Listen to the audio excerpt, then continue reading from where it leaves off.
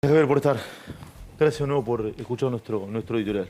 Un placer siempre. No, escuchar, gracias, ahora lo valoro.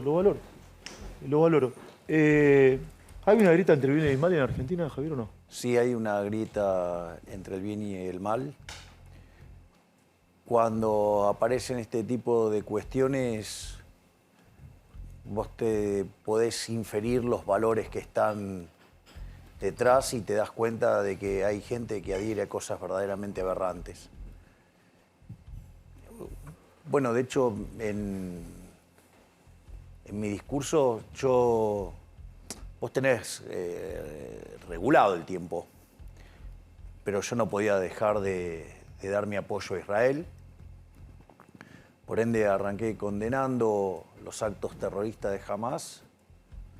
Y además, no solo eso, sino que manifesté mi apoyo, mi solidaridad para con Israel y sobre todo el apoyo a que ejerza su derecho a la defensa contra los terroristas. O sea, que ese no es un tema menor. No es un tema menor. A ver, profundiza si querés. O sea, no es solo manifestar la solidaridad. No es solo condenar la acción terrorista. Entiendo. Es apoyo que se defienda frente a los ataques de los terroristas. Ahora, hoy... Yo soy un hombre de paz. ¿Cómo? Yo soy un hombre de paz. Y adhiero al principio de no agresión. Pero cuando vos estás siendo agredido, tiene que haber una respuesta. Y no solo eso. Hay algo muy sabio que estaba subyacente de lo que vos estabas diciendo en tu editorial. Cuando vos te mantenés indiferente, neutral ante la injusticia, Claro. vos sos parte del problema, no de la solución. Y acá, digamos, todos la juegan de neutral, con definiciones en el fleje. No, acá no hay lugar. Acá o está de un lado o está del otro. Y no hay fleje, hay una grieta. Entonces, me parece que cuando aparecen estas cosas queda en evidencia quiénes están a favor del mundo libre y quiénes no. ¿Cómo te sentiste después del debate, Javier? ¿Y qué presunción tenés? Si ganaste, perdiste, empataste. ¿Cómo te fuiste? Nosotros estamos muy satisfechos. Nosotros habíamos ganado ampliamente el debate anterior, con lo cual habíamos dejado la vara muy alta. Y a pesar de eso, cuando hicimos el primer bloque, fue un baile morboso. O sea, si vos repasás todo el primer bloque, fue un baile morboso. Después, obviamente que ya cuando te quedás sin réplicas y todo, o sea, pero en cada uno de los cruces mano a mano también, digamos, o sea, fueron muy, muy positivos, o sea, y la verdad que me encuentro que cada vez que hago un planteo nadie me contesta, o sea, se contestan con chicanas, con mentiras, con calumnias, con injurias. Entonces, es como que, nada, de un lado estoy yo haciendo propuestas y del otro están estos chicaneros, ventajitas, mentirosos, muchas frases pomposas, pero contenido cero. A mí me sorprende es muy desesperante ver que no tienen nada de sustancia, no proponen nada. Son todos eslogans berretas y no saben debatir, no saben, digamos, una cuestión de identificar o una falacia. Fíjate esto, yo en el primer debate, en la ronda de preguntas y respuestas, donde alguien le pregunta a otro, yo le pregunté a Bullrich Por el LELIX. por el tema de las LELIX, ¿no? Porque dice que tiene plan antiinflacionario. Se lo pregunté una vez yo, se lo preguntó Massa, ella esquivó la respuesta. Entonces, en el mano a mano, cambié la pregunta que yo tenía pensada y le hice otra. No solo que no me contestó, que fue además muy grosera, diciendo que ella no tenía por qué contestarme cuando era el segmento de preguntas y respuestas, sino que además de la grosería, tardó 4 días para contestar y cuando contestó sobre el contado con liqui, es decir, sobre el mercado paralelo. Es decir, no entiende nada, no está apta para gobernar, no entiende nada. ¿Bullrich no está apta para gobernar? No, definitivamente, digo, o sea, contesta cualquier cosa. Entonces, ahora, a pesar de eso, que se lo señalo, le hago una pregunta muy concreta. Muy concreta. Le pregunto que explique, que le cuente a la ciudadanía acerca de la relación entre esa reunión que hubo entre su ministro Carlos Melconian y Sergio Massa para cuidar la Cira. ¡Ey! A ver, digo, para que tomemos una idea de la gravedad. Explica si querés que son la Cira o lo hago muy brevemente. La Cira es la deuda que tiene el Banco Central con los importadores para que gire la divisa. Exacto. A ver, ¿qué es lo que pasa? Argentina tiene control de capitales. Obviamente el tipo de cambio oficial difiere mucho del 145%. paralelo. Bueno, exacto. Si la brecha es una barbaridad, por decirlo de alguna manera. Es la brecha entre la realidad y la ficción, ¿no? Exactamente. En ese contexto, vos fíjate que el control de capitales es una suerte de subsidio a tus amigos, es decir, a los que vos lo dejás importar. Y eso hace que vos, después, al momento de pagar, como a ese precio no están todos los dólares, se hacen colas. La cola se llama la Cira, o sea, el término técnico, pero en realidad se hace cola, ¿sí o no? Sí, sí, clarísimo. Es decir, y entonces esa cola ronda entre 15.000 y 20.000 millones de dólares. Pero eso es fruto de que el gobierno controla el mercado de divisas y que elige a dedo a quién se la va a dar. O sea, una cosa runflesca, por decirlo de alguna manera. ¿Vos, sos presidente, lo eliminás este sistema? Y cuando vos vas a la unificación cambiaria se terminó el problema. Claro. Es decir, los dólares lo tenés a mercado, ¿cuál es el problema? Va a haber uno solo. Ahora, fíjate esto. Entonces, Juntos por el Cambio vive hostigándome, inventándome cosas respecto a si tengo o no vínculos con Massa, y sucede que el ministro de Economía de Bullrich se reúne con Massa y va y le pide para sostener un subsidio a los importadores. Sí. Es decir, te das cuenta que es una acción de lobby complicada, ¿no? Melconian reconoce la reunión. Esto es un dato, yo creo que la señora Bueno, Bullrich pero fíjate esto, pero ahí está, pero esto muestra que la señora Bullrich es una mentirosa. Porque me acusa de mentiroso a mí de algo que el propio Melconian aceptó. Sí. Y dijo que es cierto. Sí, de hecho le dice buchón a Massa por haber ventilado la reunión. Exactamente. Sí, vos decís Patricia Bullrich no está apta para gobernar. ¿Massa está apto para gobernar? Los hechos lo condenan. Los hechos condenan a Massa. Y sí, su gestión verdaderamente deja mucho que desear. Vuelvo con el tema de las importaciones. ¿Sí? Eliminás todas las trabas si sos presidente. Exactamente. Nosotros, ahí, una vez que vos... Porque ¿cuál es el problema que tiene Argentina? Argentina en realidad está frente a la peor crisis de su historia. A las puertas de la peor crisis de su historia. El desequilibrio monetario que tiene y fiscal es peor que lo que había en la previa del Rodrigazo. En el Rodrigazo vos tuviste se sextuplicó la tasa de inflación y se multiplicó por 5 la cantidad de pobres. Hoy arrancamos arriba de 40, imagínate que no te da para multiplicar por 5. Claro, no, obviamente. No te da la matemática. Imagínate multiplicar la inflación por 6. Ahora después discutimos la inflación. Ahora, fíjate esto.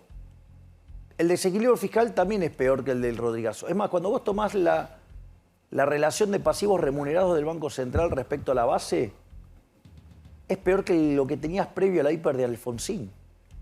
Entonces, desequilibrio monetario y fiscal como en el Rodrigazo. Desequilibrio en el Banco Central peor que en la previa de la hiper de Alfonsín. Indicadores sociales peores.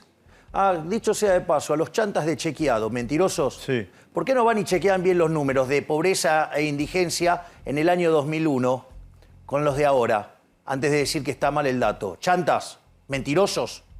Me perdí con eso. ¿Qué pasó? Me perdí. No, porque dicen que el dato que pasé está mal. Ahora, si quieren, digamos, vamos al libro de Orlando Ferreres, ¿sí? Y mostramos, a ver, el indicador de pobreza e indigencia en el año 2001 y ahora. Es decir, no hagan política, chantas, mentirosos, embusteros, y mientan sobre eso, ¿no? Pero bueno, nada, digo, también responden a un signo político y entonces juegan sucio. No lo tengo claro, eso no sabía. Sí, exacto. Entonces, dicho sea de paso esto, entonces, frente a esa situación, hoy que tenés una inflación que anualizada viene al 124%, ¿no? Ahora, si vos tomás el último dato y lo anualizás para ver a qué velocidad venís, te da 300. Si eso lo haces en alimentos, te da 470. Y si lo haces en mayorista, te da casi 700%. ¿Cómo? La inflación en mayorista anualizada del último corte, es decir, el corte de agosto, claro, ¿sí? Te da 700. Te da casi 700%. Entonces, yo redondeo los números para no marear a la gente.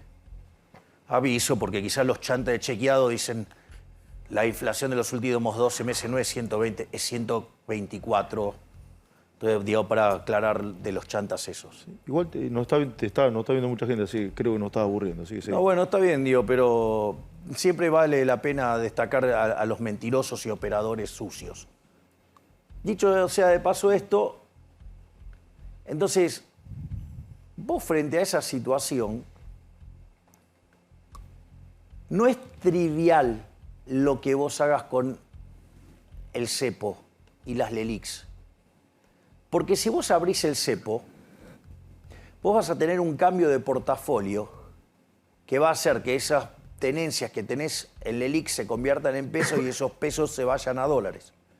Entonces, pensá que vos podrías estar multiplicando por 4 la cantidad de dinero en menos de 3 meses. O sea, generás un desastre inflacionario. O sea, no vamos a una hiper, pero de hecho los números que tenemos son propios de la previa de una hiper, pero si vos además tirás toda esa nafta al fuego, digo, sería mucho peor. Entonces, no es trivial. Si vos me vas a hablar de un programa de estabilización, ¿qué vas a hacer con el cepo y con las LELIQs?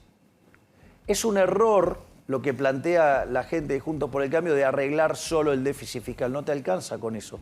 Porque cuando vos tomás el déficit fiscal entre Nación y Banco Central, la realidad es que el déficit de Nación es solo 1/3. O sea, tenés 15 puntos, 5 es el Estado y 10 el Banco Central. El problema que vos tenés en el Banco Central es mucho más grande que el que tenés en Nación. Y no estoy diciendo que no sea importante el de Nación, lo que digo es que el otro es el doble de grande. Entonces, si vos no arreglás eso, en un contexto donde además la gente está saliendo del dinero, hay caída de la demanda de dinero, vas a hacer explotar la oferta de dinero, generás un desastre. Sí, nadie quiere pesos. Por eso cuando me hablan de la solución bimonetaria, digo, o sea, dolarización sangrienta es eso, porque se va a ir toda la gente al dólar de una manera sangrienta, llevando la cantidad de pobres a niveles del 80, 90%. Van a dejar un desastre. Es decir, Venezuela va a ser un chiste al lado de esto. Esa es, digamos, la solución que propone Juntos por el Cambio. Entonces, no responden eso. Ahora, ¿cuál es la otra? Bueno, la otra es que no abran el cepo. Esa es la otra alternativa. Si vos no abrís el cepo, ¿cuál es el problema? Vos al tipo de cambio oficial tenés un exceso de demanda de divisas. Sí, claro. Todo el mundo quiere comprar 3.50. Y sí, 3.65, sí, obvio. Entonces, ¿qué es lo que pasa? Ese exceso de demanda en el mercado de divisas implica un exceso de oferta en el resto de la economía. En el mercado de bonos, ¿qué significa? Que se cae el precio de los bonos. Si se cae el precio de los bonos, quiere decir que la tasa de interés es alta, es decir, que tenés alto riesgo país.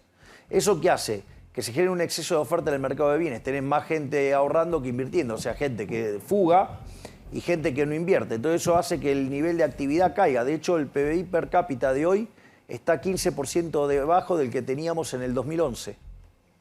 ¿Ok? Eso tiene como contraparte que la no generación de puestos de trabajo. En el sector privado formal, o sea, está clavado en 6 millones. Y hoy en el informal ya tenés casi 8 millones de personas. Sí, con una P arriba de 23 millones de personas. Exacto. Aproximadamente. Sí, digamos, anda por ahí el número. Entonces, a lo que voy es, y eso tiene, es más, vos fijate que la licuación que vos tenés de los salarios hace que hoy el 30% de los trabajadores formales sean pobres. Hoy el salario en Argentina es al tipo de cambio paralelo de $340. ¿Vos te das cuenta de lo que estamos hablando? O sea, es una locura. O sea, el nivel de empobrecimiento de este país es feroz. Entonces, quiere decir que la contracara del cepo se siente en términos de actividad, de empleo y salario real, que hace que te aumenten los pobres y los indigentes, que están arriba del 40 y algo. Entonces, lo que digo es, no es trivial si vos vas a hablar de que vas a terminar con la inflación y no es trivial que vos expliques lo que va a pasar en el Banco Central. Pero cuando vos mirás la calidad analítica de los economistas, tanto de un lado como del otro, te das cuenta que no entienden lo que pasa dentro del Banco Central. Bueno, y eso obviamente lo paga la sociedad con una inflación desbordante. Si hoy le dijiste a Eduardo Feynman a la mañana que si yo tengo un plazo fijo a 30 días, se me vence mañana. ¿Qué hago? ¿Lo renuevo o lo saco? Bueno, digo, con esta tasa de inflación, quedarse en pesos, te diría que es temerario, es una palabra conservadora. ¿Es temerario quedarse en pesos? ¿Y a vos qué te parece? Suponete, si vos pensá esto, si vos tuvieras 100% de inflación, quiere decir que a lo largo de un año, si tenías 100, pasás a tener 50 en términos reales. Claro. Oye, técnicamente hay una corrida cambiaria o no? Hay lo que se llama una caída de la demanda de dinero. La gente está saliendo de los pesos. La gente está saliendo de los pesos. Y sí, porque estos niveles de inflación... Entonces vos tenés altos niveles de inflación y caída en la actividad económica, entonces todo eso potencia que la gente huya del dinero y es lo que está pasando. Javier, ¿quién es responsable de esta destrucción de la moneda? El Banco Central. El Banco Central. En una gestión, en dos, en tres, en a cuánto. ver, digamos, alguno de los chicos acá, Sí. digo, Carlos, está emitiendo dinero. No, digo, Burgueño no. No se está emitiendo digamos, dinero. o sea, Burgueño. alguno de los chicos está emitiendo, ¿no? No, ninguno. Vos, Angulo. No, por ahora no. Nada que ver, No. Digo, no es que, digamos, está pasando la de la... ¿Cómo era que se llama la serie esta? Breaking Bad. No, hay otra, No, la ¿cuál es? que se meten adentro del Banco Central. Casa de Papel. La Casa de Papel. La Casa de Papel. Claro, digo, o sea, no está pasando eso con ninguno de nosotros. Sí. Entonces, la verdad es que, ¿qué culpa tengo yo del déficit fiscal si siempre voté en contra del déficit fiscal? ¿Qué culpa tengo yo de la existencia de las LELIC si yo no las inventé? ¿Qué culpa tengo yo, digamos, de que el Banco Central emita mansalva? A ver, los problemas del Banco Central no son de ahora. Antes de que tuviéramos Banco Central, ¿sabes cuánto era la inflación en Argentina? Sí, me lo contaste el otro día. 0,9% anual. Sí. Cuando se creó el Banco Central, que fue una estafa orquestada, digamos, por el abuelo de Federico Pinedo, junto a Previs y a Bosch, que son los que crearon esa monstruosidad inmunda llamada Banco Central de la República Argentina, que dicho sea de paso, lo crearon por 40 años. O sea, habría que haberlo... Monstruosidad inmunda. Sí, habría que haberlo cerrado en el año 75. Pero claro, en el año 46 se nacionalizó, porque en principio era mixto. Aparte, ¿sabes que los primeros 10 años la inflación saltó al 6%, muy alto para los registros de la época? Y después, a partir de ahí, la inflación promedio entre el año 46 y el 91, que fue el repudio generalizado de la moneda, la inflación promedio fue 250%. Destrozamos 5 signos monetarios, que le quitamos 13,0 a la moneda. Tuvimos 2 hiperinflaciones sin guerra. Después, ¿qué vino? La convertibilidad. La convertibilidad tuvo en los 10 años 9% de inflación promedio, pero concentrada en los primeros 20 meses. Después, a partir de 1993, éramos de los países con menos inflación del mundo. De hecho, en el año 97 crecimos con deflación. Con lo cual, digamos, todo el miedo que tratan de infundir con la deflación es falso. Pero no solo eso, cuando salimos de ahí nos dijeron que esta vez iba a ser diferente. Y en los primeros 4 años del régimen K la inflación fue 10% promedio. Régimen K. Sí. El segundo periodo del régimen K saltó a 20, después a 30, con Macri a 43. Y ahora, digo, está absolutamente descontrolado. Viste que dicen, Milei no critica el kirchnerismo. ¿A vos te parece que no le estoy cayendo? No, yo te digo lo que... Viste que se han abrazado un montón de eslogan. Sí, ahora vos sabés que yo tengo... Pero contame, ¿qué te parece Cristina? Una chorra. ¿Cómo? Cristina te parece una chorra. Sí. Sí. Entonces, de hecho, ¿Y el ministro Kicillof? ¿El gobernador Kicillof y ministro de Economía? un impresentable. Dije que era, digamos, era que decirle asno era ofender a los asnos. Y dijiste que Massa no está capacitado para gobernar. Lo que dije es que su gestión es un desastre. Digamos, o sea, si está capacitado para hacerlo bien, no se nota. Ahora, Javier, ayer te preguntó... Digo, dale. Porque el punto es, yo tengo libros criticando al kirchnerismo. Ahora, claro, lo que pasa es que lo de Juntos por el Cambio, la crítica a ellos tendría que ser cero. Es decir, ellos, digamos, o sea... el mundo de ellos es la nación más, ¿viste? O sea, hacen todo bien. O sea, no hacen todo bien. O sea, viste los esfuerzos que hacen para mostrar que Bullrich ganó el debate y no pudo contestar una pregunta, no pudo meter una frase con contenido. O sea, balbucea con dificultad, no puede responder nada. ¿Me entendés? O sea, y después van las encuestas, dan un número distinto, aún en la cancha de ellos, con gente votando exógena, y aún así siguen insistiendo, digamos, en contra de los datos. Vos sabés que las que no están tuneadas, Sí. los números míos están en torno al 70%. Vos decís todas. que hay un sector de la sociedad que trata de negar la realidad. Exactamente. Sí. De los dos lados, son iguales. Los kirchneristas también son iguales, tienen el mismo problema. Sí. ¿Vos crees, hoy se ha En hablado... eso son iguales. Son iguales. Hoy Son hoy iguales. se ha hablado un montón de que mientras más crece el dólar, más te favorece. Y mientras más crece el dólar, el precio del dólar, lamentablemente, más cerca está de ganar en primera vuelta. He escuchado un montón de colegas que han dicho eso. ¿Hacés la misma lectura? ¿Es así o no ves esta situación? Yo creo que lo que sucede es que cuando pasan este tipo de cosas, los problemas económicos se vuelven más evidentes y la realidad es que el único candidato que sabe de economía soy yo. El único candidato que sabe de economía sos vos. El único que sabe cómo volver a crecer, cómo terminar con la pobreza y exterminar la inflación soy yo. Bueno, técnicamente ninguno de los otros economistas. Y muchos de los economistas que trabajan para ello no pueden sumar ni con un ábaco, ¿no? Sí. Digo, estos días vi hacer ideologización de una cuenta matemática. ¿Con qué tema? Y porque, digamos, o sea, si vos tomás... a ver, ¿cuántos son los dólares que vos necesitás para dolarizar, para cerrar el Banco Central? ¿Cuántos? Y es ¿Las LELIQs? la cantidad de pesos que tenés, que son las LELIQs más las bases. Eso hoy son 27 billones de pesos. 27 billones de pesos. LELIX más el circulante. Más la base, claro. La base es el circulante, dije. La bien. base monetaria es el circulante en poder del público más los encajes. Ok. Que vendría a ser el circulante en manos de los bancos. Ok.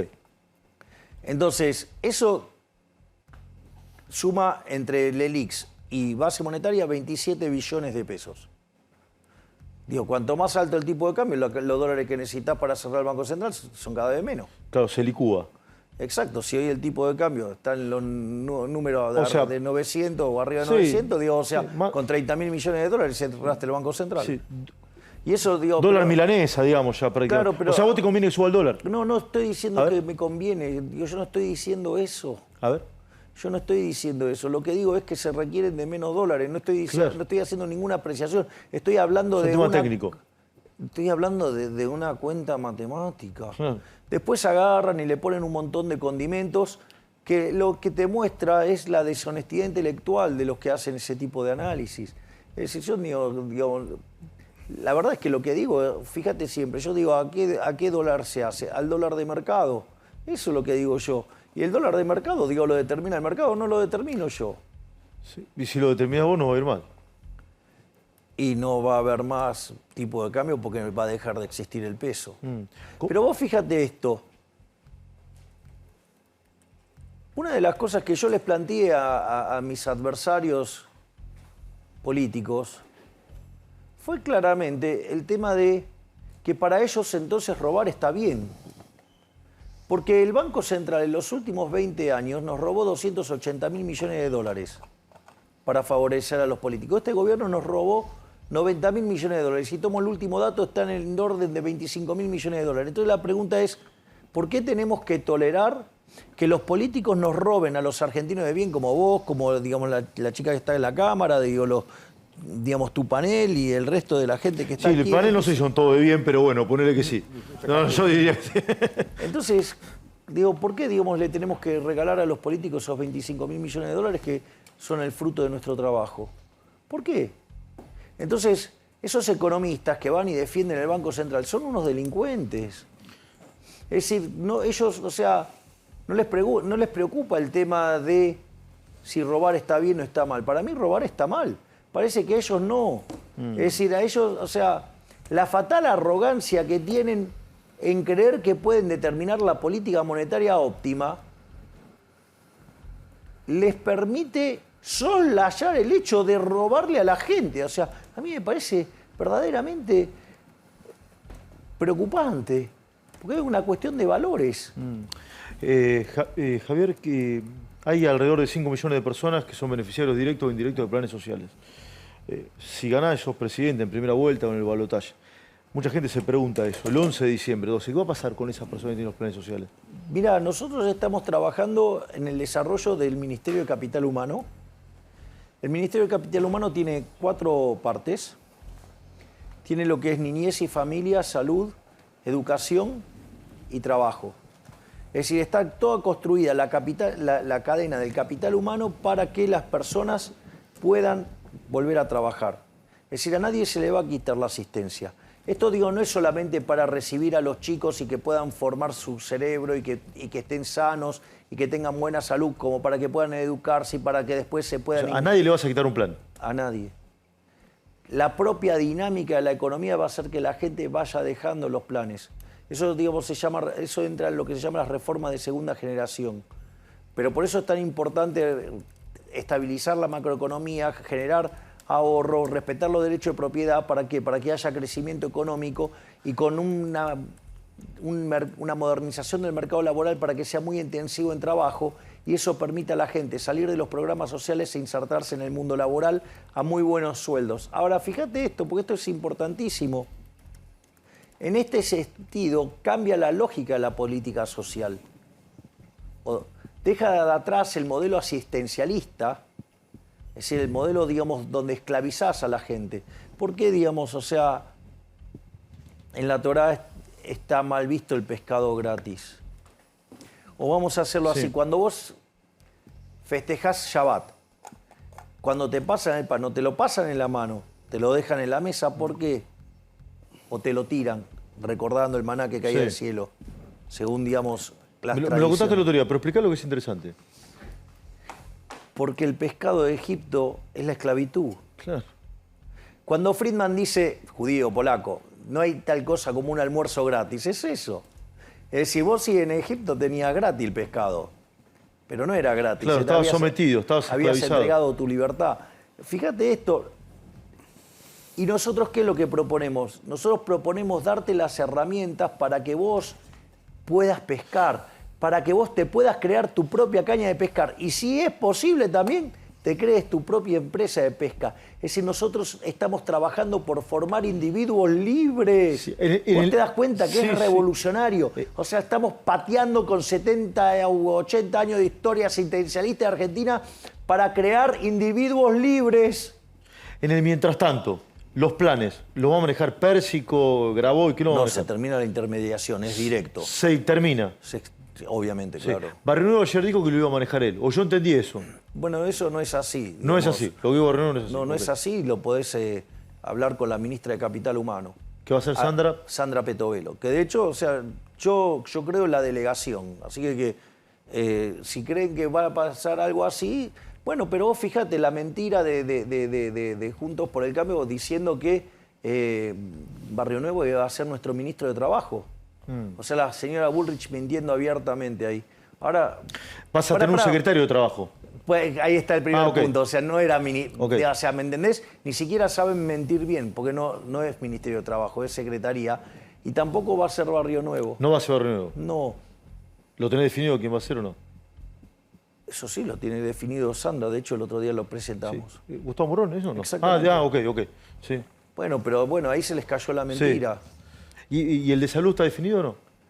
Eso, digamos, lo va a anunciar Sandra. O sea, hay 4 secretarías, uno está definido, los otros todavía no fueron anunciados. No, digamos, también está definido Educación, que es Martín Krause. Y Educación, Martín Krause. ¿Lo vas a mantener pese a todo lo que pasó ese día? Yo estoy dispuesto a mantenerlos. Digamos, es voluntad de él después si quiere seguir o no a la luz de la miseria que vio en la política, ¿no? Porque, a ver, el ejemplo que arma es desafortunado, pero Martín es un hombre de bien, es un excelente ser humano, o sea, nada más lejos de ser nazi, y en ese sentido, él además pidió disculpas, tomó contacto con la gente del Museo del Holocausto, digamos, tomó contacto con Daya, digamos, tomó contacto con distintos agentes, digamos, importantes dentro de la comunidad judía para pedir perdón, digamos, y básicamente además es una eminencia. Entonces, en la medida que él quiera seguir, yo digamos, lo voy a bancar, a él y a Sandra, todo lo que sea necesario, porque es gente de mucho valor. Lo que pasa es que también le pegó muy fuerte ver cómo gente que lo conocía y que lo conoce bien, en esta miseria rastrera que es la política, cómo salieron a pegarle. Gente que lo conocía no de hacía 3 días, desde hace muchos años. Entonces, para una persona que no está acostumbrado a esto, debe ser duro. Y bueno, hay que ver cómo él sobrelleva esa situación. ¿Volviste a hablar con Macri o no? No. No. Ayer se lo nombraste a Bullrich. Sí, porque a mí me pareció valioso lo que hizo Macri en Harvard. Él no perdió su identidad partidaria. Él lo que dijo es que si se diera el caso hipotético en el cual la libertad avanza gana, es decir, que nosotros ganemos, él le parecía razonable que nos acompañara en aquellas leyes que favorecen al libre mercado, que favorecen a la libertad. O sea, me parece que mostró altura de estadista. Macri mostró altura de estadista. Claro, cosa que no... Mientras que Bullrich mostró ser un ser miserable. Mostró, digamos, esa idea de bloquear todo. Fíjate que Juntos por el Cambio tiene un argumento que todo el tiempo ellos van a bloquear. O sea, si no son ellos, te van a bloquear. Es de un nivel de violencia enorme, pero además los muestra miserables, rastreros, mediocres. Y Macri mostró estar muy por encima de ellos. Vos fíjate, lo discutiste vos acá de manera brillante. O sea, si hay alguien que odia los impuestos, soy yo. Sí. El kirchnerismo impulsó una baja de impuestos. ¿Qué hice? Voté a favor de la baja de impuestos. ¿Qué me importa que la mandó el kirchnerismo? Y si lo hubiera hecho Juntos por el Cambio también lo haría. Y todo lo que sea para ganar en libertad económica, yo lo voy a apoyar. Javier, ¿te llama gente Juntos por el Cambio o no? Sí, ¿Te llama gente Juntos por el Cambio? ¿En privado? sí, obvio. Para pasarse a la libertad avanza. Sí, claro. Lo que pasa es que también, o sea, ellos ya palpitan la derrota bochornosa que van a tener en octubre. Repetime eso. Juntos por el Cambio palpita una derrota bochornosa Sí. y hay dirigentes, o mujeres, o hombres, no sé, que te llaman. Claro, obvio, que quieren pasarse acá. Que quieren pasarse. Entonces vos querés, lo dijo Guillermo Franco también y me lo dijiste vos la semana pasada acá. Vos querés Juntos por el Cambio puede implosionar. Yo creo que si nosotros ganamos la elección va a implosionar todo el sistema político argentino. Todo el sistema político argentino. Todo. Y yo creo que esa va a ser una gran oportunidad para reorientar ideológicamente la política en Argentina y que de un lado esté, si vos querés, en términos políticos, la centroderecha, yo diría aquellos que en realidad defienden los valores de la libertad y del otro lado los colectivistas estatistas, o sea, la izquierda. Y en la izquierda pones a los radicales. Los radicales son la Internacional Socialista, son de izquierda, claro. Sí, Alfonsín estuvo en la Internacional Socialista. Bueno, obvio. O sea, vos lo ves rivales a futuro. ¿Y al peronismo dónde lo ves? Depende de qué parte del peronismo. Hay alguna parte que puede estar del lado de las ideas de la libertad y hay otra parte que, digamos, como el kirchnerismo, que está con la izquierda. Hay muchos empresarios nerviosos, Javier. Vos no fuiste el otro día del coloquio de ideas, planteaste o generaste a través de Juan Napoli una reunión paralela en el mismo lugar. ¿Va a haber un nuevo esquema de poder en Argentina o no? A ver, ¿puedo aclarar lo que pasó? Lo que quieras, sí, por supuesto. Yo soy amigo de Juan Napoli, Sí.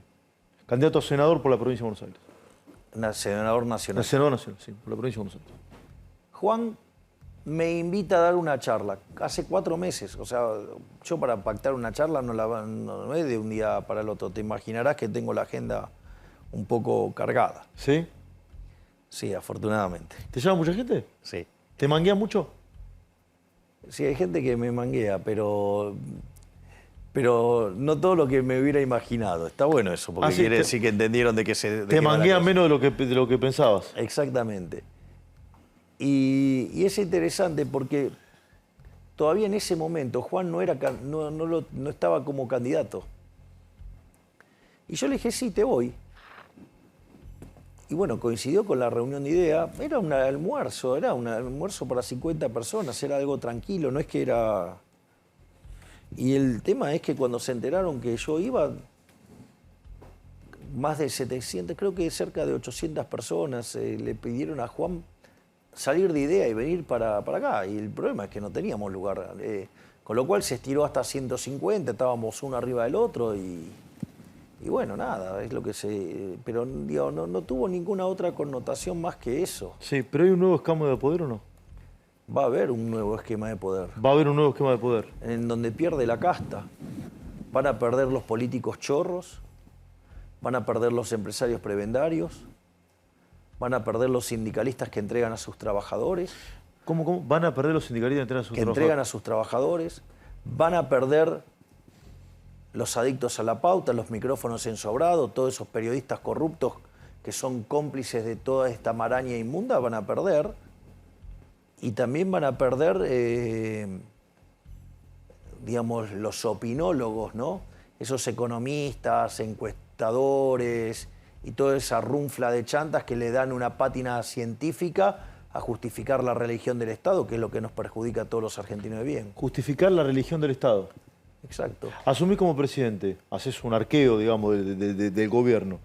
Si hay cuestiones anómalas que te puedan parecer que son cuestiones de corrupción, ¿vas a denunciar o no? Voy a denunciar todo y a los corruptos ¿Vas a denunciar todo? que los meta preso la justicia. Por eso nosotros estamos avanzando en una reforma judicial, en el diseño de una reforma A judicial. ver, ¿cómo es eso? Sí, una de las cosas que para nosotros es muy importante es que el Poder Judicial tenga verdadera autonomía. Hoy el Poder Judicial depende de que sus recursos se los asigne la jefatura de gabinete.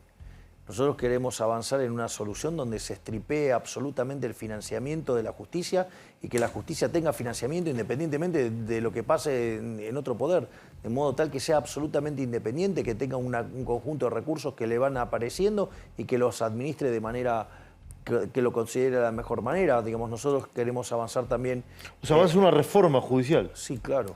O sea, la reforma judicial también implica no solo darle independencia económica, implica también, por ejemplo, digamos, despolitizar el tema del Consejo de la Magistratura, digo, porque está todo complicado, los nombramientos, todo. Digo, ¿por qué? Porque está todo contaminado políticamente. Además, queremos hacer otras reformas en materia de justicia. Nosotros consideramos que, por ejemplo, el Código Penal, digamos que es de 1921, después se hizo una reforma en el 2016, se metieron un montón de cosas y todas esas cosas que están en el medio, sí, bueno, pero en realidad está lleno de contradicciones. Sí, sí, es cierto. Con lo cual es un problema enorme. Entonces, después vos tenés que, por ejemplo, nosotros otra de las cosas que queremos hacer también es una reforma, por ejemplo, del sistema carcelario. Entonces queremos ir, ¿por qué? Porque no te alcanza con la cuestión de la seguridad de apresar a la gente. Los tenés que juzgar y los tenés que meter presos, porque si no, digamos, no haces efectivo los costos. Entonces ya sea o por qué no lo juzgás o por qué no lo metés preso, digamos, si le bajás el costo, digamos, no te van a cansar todos los policías del mundo. Porque así como lo metés de un lado, digamos, sale por una puerta giratoria. Entonces ahí está el problema del Código Procesal. Entonces, penal. Entonces, en ese contexto, nosotros estábamos pensando en un esquema de cárceles privadas. ¿Cárceles privadas? Sí, y habría dos tipos de cárcel. Estarían las cárceles para, digamos, los delincuentes peligrosos. Cuando damos sería, yo soy el pelado Trebuch, tengo unos mangos, no sería mi caso, ¿no? Yo tengo unos manguitos y me quiero hacer una cárcel. ¿Qué hago? ¿Licito? ¿Cómo sería? ¿Iniciativa privada? Claro, una iniciativa privada, entonces vos Sí. la construís, la operás, la mantenés y después la transferís. ¿Y la manutención a los presos, quién me la paga? Te la paga el Estado. Te la paga el Estado, ok. Pero la construyo yo. Sí, exacto. Y hay toda una serie de regulaciones, digamos, y después ahí tiene que haber otros establecimientos para el régimen penal juvenil. A ver cómo es. Y Funciona en el mundo, hay cárcel privada en el mundo. ¿Eh? Claro, y vos ahí lo que necesitas es no solo, digamos, que esté armada la cárcel, sino trabajar en la reinserción y en la reeducación de esos jóvenes.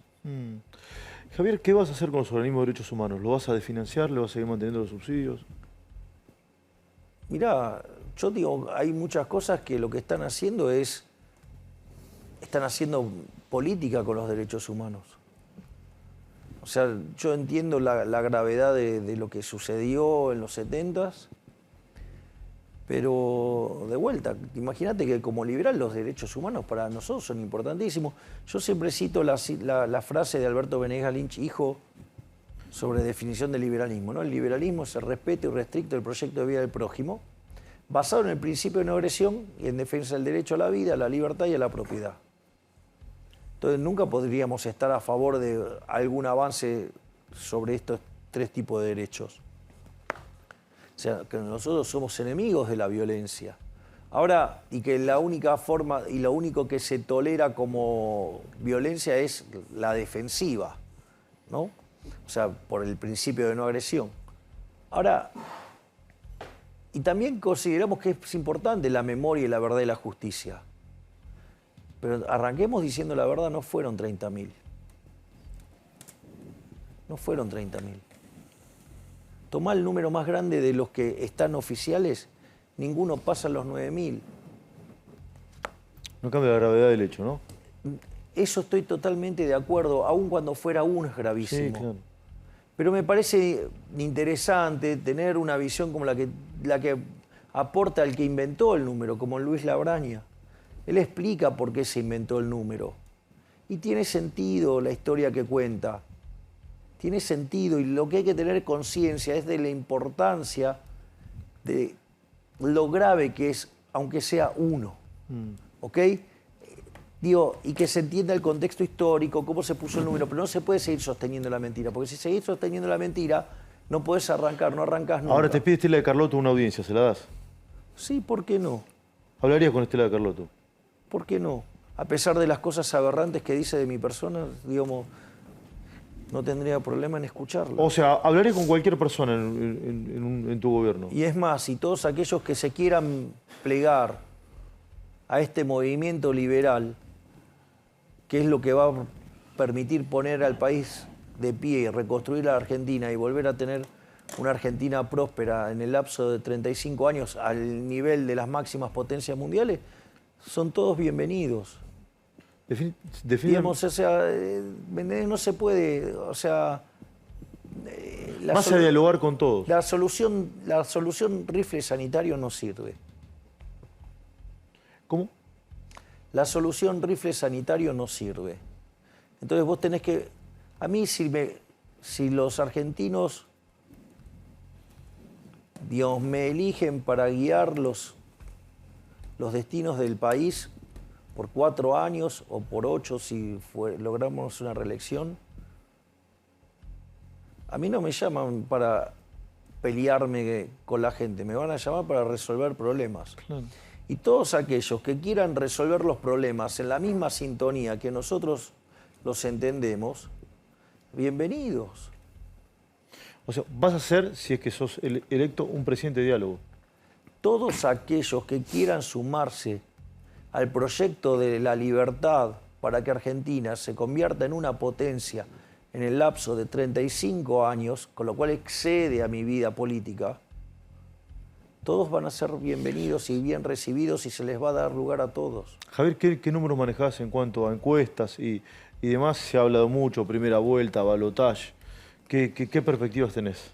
Me parece que estamos punteros y que estamos para entrar en balotaje claramente y que existe una posibilidad de que pudiéramos hacerlo en primera vuelta. Pero eso requiere de varios condicionales que se ejecuten positivamente en nuestro favor. ¿Por ejemplo? Y, por ejemplo, que la gente decida ir a votar mucho más y como los que no votaron antes están enojados con el sistema. Entonces, en ese caso, estarían más proclives a votar por la libertad de avance, es decir, por nosotros. Otra cosa, nosotros tenemos que también tener una mejora en los fiscales. Nosotros estamos incorporando cerca de 3.000 fiscales por día. O sea, venimos con unos números interesantes. Vamos a tener... ¿Es cierto que Barrio Nuevo te ayudó con eso o no? No, eso si querés lo cuento. ¿Qué es lo que ha pasado? A ver. Digo, el concepto de todos los que quieran venir y abrazar la silla de la libertad son bien recibidos. Todo lo que vengan para aportar soluciones, recibidos. ¿Qué es lo que yo digo cuando hablo de modernización del mercado laboral? Digo ir a un sistema de seguro de desempleo con mayor profundidad financiera. Es decir, que estoy hablando del modelo de la UOCRA, pero con mayor profundidad financiera. ¿Sí? La pregunta es, si el modelo de la UOCRA funciona bien, ¿con quién tendría que sentarme a hablar primero, digamos? Sí, con el de la boca, lo explicaste. Si te juntaste con Gerardo Martínez. De hecho, en la charla, él me planteó su modelo. Yo le ¿Y te juntaste con más sindicalistas o no? Le planteé cuáles eran las mejoras que nosotros habíamos propuesto, le parecieron interesantes. Quedamos que en algún momento hacemos un entrecruzamiento de equipos técnicos para avanzar en la solución. Si acá hay que arreglar un problema, hay 6 millones de personas en el mercado formal, privado, y hay 8 afuera. ¿Me entendés que el problema es enorme? Entonces, en ese contexto, vos tenés que arreglar el problema. O sea, ¿qué rifle sanitario? Hay que arreglar el problema. ¿Quiere ayudar a arreglar el problema? ¡Bienvenido! ¿Usted quiere ayudarme a resolver el problema? Venga, sí. Usted es bienvenido. Frente a esa reunión, Barrio Nuevo, que es un tipo que juega a la mancha con los aviones, dijo, mirá qué interesante. Y dijo, bueno, que él quería sumarse para tratar de contribuir a esta solución. Y yo no tengo problema. O sea, todos los que me ayuden a resolver el problema del trabajo en la Argentina, yo estoy encantado de la vida que me ayuden. Javier, redondeame la idea de qué condiciones se tienen que dar para que puedas ganar en primera vuelta. Fiscales, ¿sí? Una mayor afluencia de votantes. Exactamente, sí. Ya con eso, digamos, podríamos estar ganando en primera vuelta. Sí. ¿Y crees que pueden ganar algún municipio en la provincia de Buenos Aires o no? Eso, digamos, habría que preguntarle a los que están en territorio. O sea, se llama división del trabajo. Sí, ¿crees en la división del trabajo? Obvio que creo en la división del trabajo. O sea, digo, me considero el heredero de Adam Smith. Casi que le digo a papá a Adam Smith. Sí, alguien me preguntó hoy por... a Adam Smith le decís papá, y con esto las dos últimas le digo papá, sí. Preguntas. Alguien me preguntó hoy por Twitter. Digo a papá el escocés, le digo. Sí. A papá el escocés, porque si no la gente no entiende. Ayer te fue a ver tu mamá, ¿no? Sí, fue. ¿Sí? ¿Te gustó? Sí, estaba ahí de frente a... Estaba atrás de los periodistas que coordinaban. ¿Estás orgulloso de tu vieja? Bueno, digo, dale, las madres no son neutrales. Claro. En Twitter uno me dijo, preguntale a Milei, recogí uno. Sí, me dice, ¿se asume Milei? ¿Le cambia el nombre al Centro Cultural Kirchner y a todo eso? Digo, la verdad que nunca se lo pregunté, te lo pregunto. Entonces, a mí no me parece una discusión relevante. Okay. No me parece una discusión relevante. Me parece que es... Mira, cuando de ser elegidos nosotros vamos a asumir y el quilombo va a ser tan grande que la verdad que si me pongo a pensar en pelotudeces menores que solamente favorezca la división de los argentinos, no vamos a ningún lado. A mí, mi compromiso es terminar con la inflación, volver a crecer, bajar la pobreza y avanzar en soluciones de seguridad donde el que las hace las paga. Es decir, que los que tengan miedo sean los delincuentes y no los honestos. Javier, si sos presidente, calculo, no sé, que quizás te hace una última entrevista ante las elecciones. Si sos electo presidente, espero volver a tenerte acá en el Te doy mi palabra que voy a estar acá. Y sabés que cumplo. Lo sé. Así que, digamos, contá con ello que yo voy a venir acá. Gracias, Javier. No, gracias a vos, Esteban. Javier Milei, sí, favorito para ganar las próximas elecciones. Sí, tenemos un montón de gente.